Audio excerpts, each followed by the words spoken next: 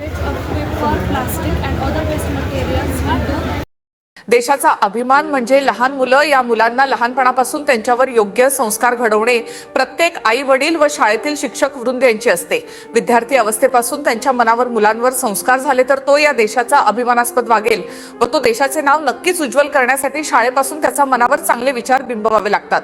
देशाचं भविष्य हे लहान मुलांच्यात असते व ते देशाचं भविष्य घडवतात. हाच अभिमान वाटतो. त्याचप्रमाणे भविष्यात देशाला नवनवीन वैज्ञानिक घडवण्यासाठी बीड जिल्ह्यातील माजलगाव पंचायत समिती, गट शिक्षण अधिकारी कार्यालय व फ्लाइंग बर्ड अकॅडमी यांच्या संयुक्त विद्यमाने तालुकास्तरीय 2 दिवसीय विज्ञान प्रदर्शन भरवण्यात आले आहे. या विज्ञान प्रदर्शनासाठी तालुक्यातील विविध शाळेतील विद्यार्थ्यांनी सहभाग नोंदवला असून यात प्राथमिक गटातील 45 तर माध्यमिक गटातील 25 विद्यार्थ्यांच्या ग्रुपने सहभाग नोंदवला आहे. या 2 दिवसीय होणाऱ्या विज्ञान प्रदर्शनाचे उद्घाटन गट शिक्षणाधिकारी रवींद्र मदमुनी यांनी केले असून या प्रदर्शनात विद्यार्थ्यांनी वेगवेगळे प्रयोग व देखावे तयार करून माजलगावकरांचे लक्ष वेधले आहे.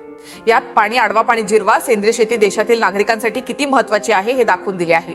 सौर ऊर्जेवर चालणारे वाहन व सध्या व पुढील जीवनात पाणी किती व कसे महत्त्वाचे आहे प्रयोगाच्या माध्यमातून दाखवून दिले आहे. तर हॉस्पिटलमधील वेस्टेज साहित्य नष्ट करण्याचा ही प्रयोग प्रदर्शनात तयार केला आहे.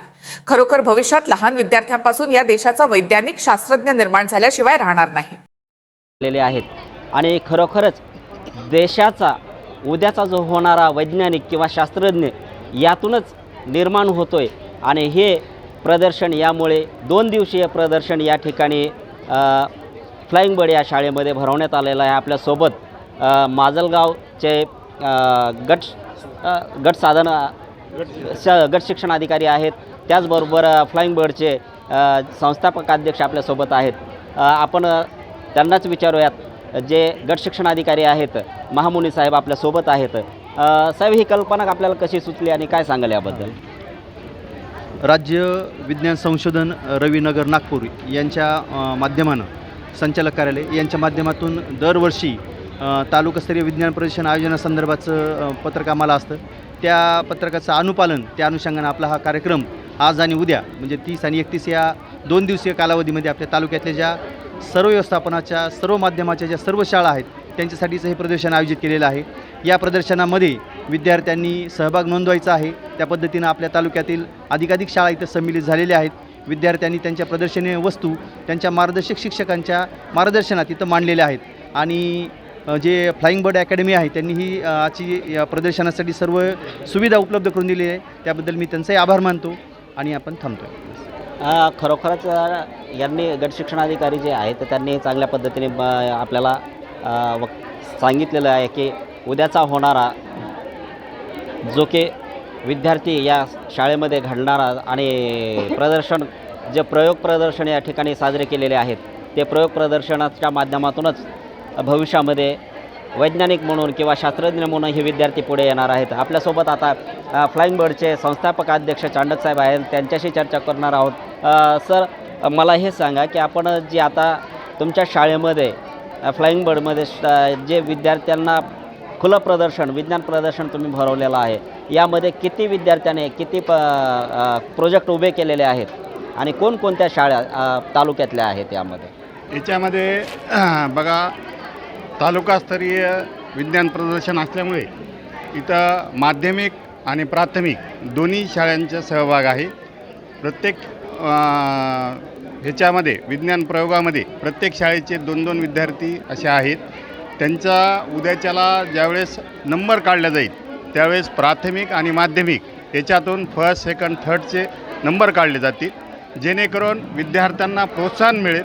आणि ज्यावेळेस आम्ही हे सगळे प्रयोग बघतो आहोत तर वेस्टपासून बेस्ट कसं करता येईल आणि विद्यार्थ्यांची कल्पना ह्या जर बघितल्यानंतर महामुनी सर असो की पोटभरे सर यांनी खरंच इतकं कौतुक केलं आहे विद्यार्थ्यांचं की ते कौतुक जर समजा बघितलं आणि मुलांच्या चेहऱ्यावर ज्यावेळेस आनंद बघितला आम्ही, तर आम्हालासुद्धा असं वाटलं की हे असे प्रयोग महामुनी सर, पोटभरे सर आणि इथील सर्व यांनी सहकार्य करायला पाहिजे.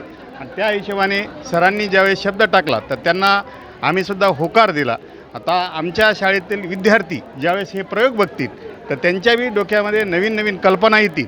APJ अब्दुल कलाम जे आहेत, एक रामेश्वरसारख्या ठिकाणाहून मिसाईलमॅन बनू शकतात, तर माजलगावमधला विद्यार्थी हा उद्याचा भवितव्य आहे आणि तो भवितव्य घडविण्याचं काम महामुनी सर, पोटभरे सर यांनी जे आम्हाला वेळ दिला याच्यासाठी, तर याच्यासाठी आम्ही त्यांचे खूप खूप धन्यवाद मानतो.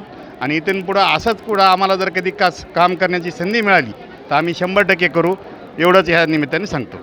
खरोखरच आजच्या काळामध्ये दैनंदिन जीवनामध्ये पाहिल्या गेलं तर आपण विद्यार्थ्यांनी या ठिकाणी जे प्लांट उभे केलेले आहेत ते प्लांट म्हणजे रासायनिक शेतीपासून जे आपण अन्न खातो ते एक विषबाधा म्हणून समजलं जातं, परंतु सेंद्रिय शेतीपासून जे अन्न उगवलं जातं ते आपल्या शरीरासाठी पौष्टिक आणि चांगल्या पद्धतीने असलेलं आहे. आणि हे चित्र आपण या ठिकाणी जे विज्ञान प्रदर्शनामध्ये ठेवलेलं आहे विद्यार्थ्यांना, हे आपण या ठिकाणी पाहूयात. त्या विद्यार्थ्यांशीच आपण चर्चा करणार आहोत. बाळा, मला हे सांग, तुला ही संकल्पना कशी आवडली आणि तू हा प्रकल्प कसा उभा केला? सर, आजकाल भारतामध्ये वाढत गेलेल्या लोकसंख्येनुसार हा मला प्रकल्प माझ्या डोक्यामध्ये आला. कारण की भारतामध्ये कित्येक लोक जे शेतकरी आहेत ते हे ना शेतामध्ये सेंद्रिय रासायनिक खते वापरायलेत किंवा कीटकनाशके वापरायलेत, ज्याच्यामुळे जे त्याच्यापासून जे धन उगवते त्याच्यामध्ये ते खतं किंवा कीटकनाशके त्याच्यामध्ये तसेच राहतात व ते मानवाने खाल्ल्यानंतर मानवावरती ह्याचे दुष्परिणाम होत आहेत.